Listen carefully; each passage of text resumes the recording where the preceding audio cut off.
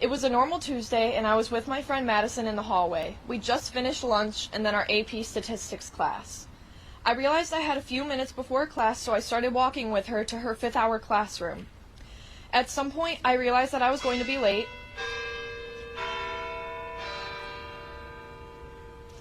At some point,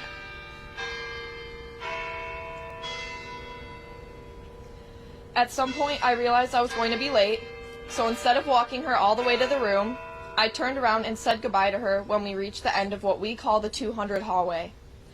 I still remember her smiling and waving at me as she turned the corner that day. It plays in my mind in slow motion over and over again. That was the last time I ever saw her alive.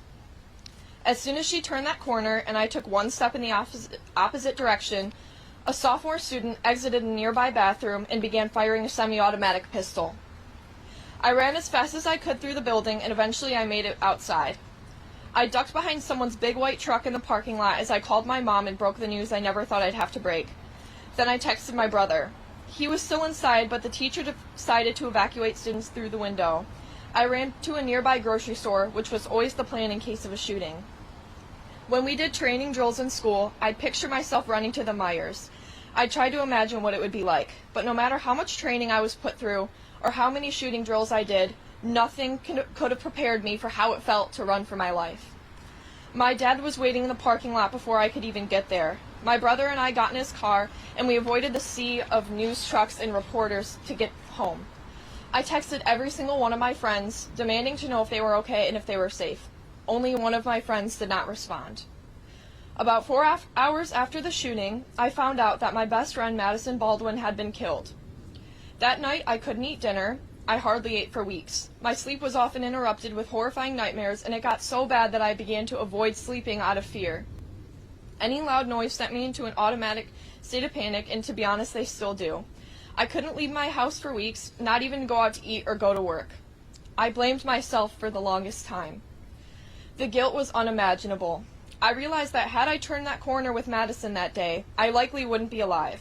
I felt so guilty for being the one that survived that I didn't let myself smile, laugh, or enjoy anything for months. One day, I realized how angry Madisyn probably was with me. I wasn't doing her or myself any justice by lying in bed all day and refusing to see friends and family. I realized that as her best friend, it was my duty to be her voice since she didn't have one anymore.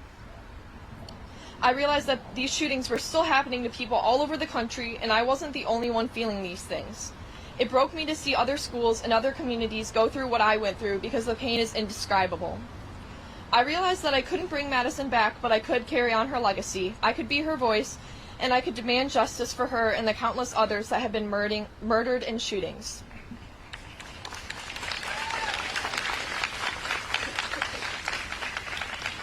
At the beginning of January 2022, I received a message from a good friend and fellow Oxford student. He had the idea to start an organization to fight for gun violence prevention, and he asked if I wanted to help lead it. Sometime in the spring, we named our organization No Future Without Today. I took the position of vice president, and our executive director, Dylan, has done an amazing job of leading us. I wouldn't be here today without my amazing team. Thank you, Dylan, Olivia, Jada, Ms. Jasinski, and my mom for being here and representing our community.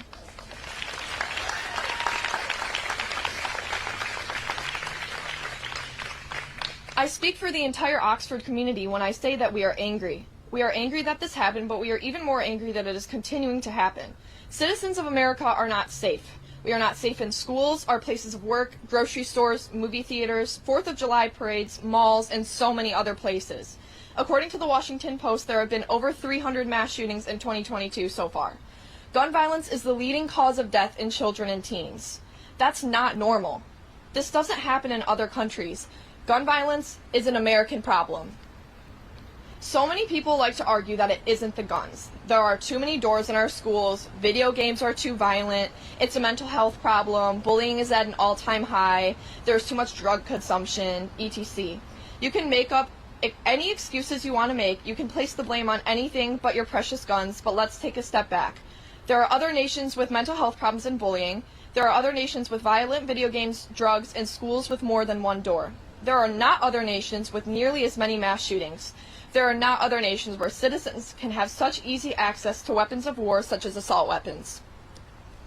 So, to anyone here or anyone watching that may disagree with me, to those of you who see no fault in our current gun laws, ask yourself again. Is this truly an issue of doors, drugs, and video games, or are you just too selfish to willingly give up your right to own a weapon of mass destruction so that other people can leave their homes without fearing for their lives?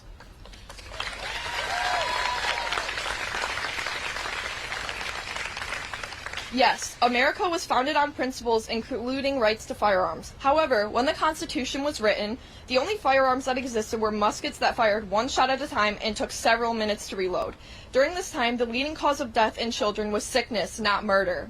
So why, after hundreds of mass shootings and thousands of children's funerals and millions of survivors living with trauma, why are assault weapons still legal for citizens? Why were they ever legal for citizens? These guns cannot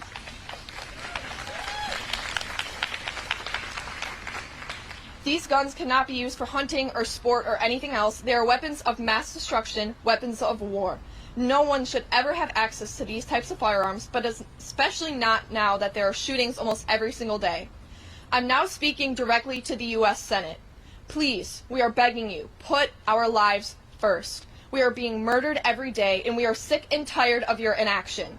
As senators, it is your duty to protect us, and you can do that by passing this ban.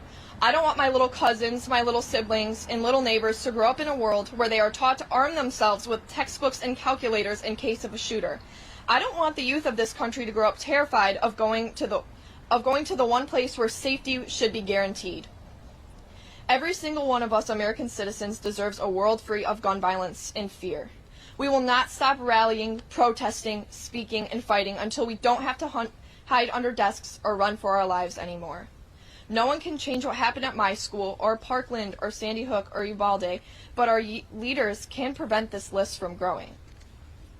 Madisyn Baldwin was intelligent, caring, and creative. She loved animals, and she was the best friend I've ever had. Tate Meir was the star of our football team. He was kind, loyal, and humble. Justin Schilling was friends with just about every person he met. He was always smiling, and he was funny. Hannah St. Juliana was athletic, outgoing, and an amazing friend, sister, and teammate. These are just 4 stories out of hundreds. But you have the power to stop this list from growing. You have the power to ensure that kids are safe and that they don't have to train like Navy SEALs to go to public school. You have the power to save us all. Gun violence is a public health crisis, but it doesn't have to be anymore. We shouldn't have to beg and rally and protest for our rights to live without fear of being murdered. I can't believe that after all this time we're still fighting for this. It should have ended long ago before any of our lives could have been turned upside down by a shooting.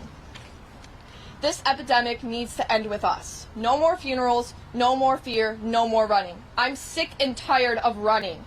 On behalf of my entire community and so many other communities who are hurting, I demand action. Pass the ban on assault weapons and help us create a world where we are safe.